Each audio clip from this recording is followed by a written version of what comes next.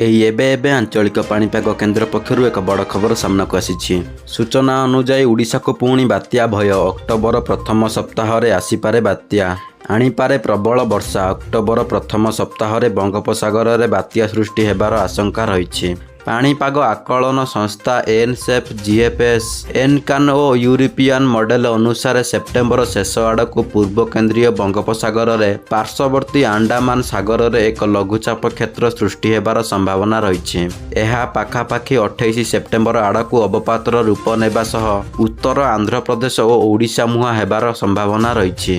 एनसेफ GFS तथ्य अनुजाई 29 तारीख बेलू केन्द्रीय बंगोपसागर रे अवपात सृष्टि हेब एवं परवर्ती 3 ରୁ 4 दिन मध्य यह आहुरी घूर्णीभूत होई पश्चिम उत्तर पश्चिम दिगरे गति करी पश्चिम केन्द्रीय बंगोपसागर अंचल रे बात्यार रूप नेब।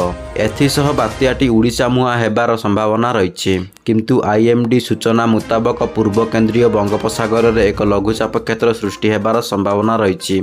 यह अधिक घूर्णीभूत होई एक अवपात किंबा बात्यार परिणत हेबार अल्प संभावना रहिथिबा कुहा जायछि। ओडिशा पाई अक्टोबर को बात्या ऋतु भावे गणा जाउछि। तेबे 1999 महाबात्या 2023 फाइलिन शीतरांग आदि बात्या अक्टोबर मासरे होइछि। तेणु अक्टोबर आउ एक बात्या आसीपारे बोली कुहा जाउछि। तेबे आपण माने भिडियोटी को केउ जिल्लारू देखुछंती एवं आपणक अंचल रे पाग किपरि अछि ताहा कमेंट बॉक्स रे जणांतु। जय जगन्नाथ।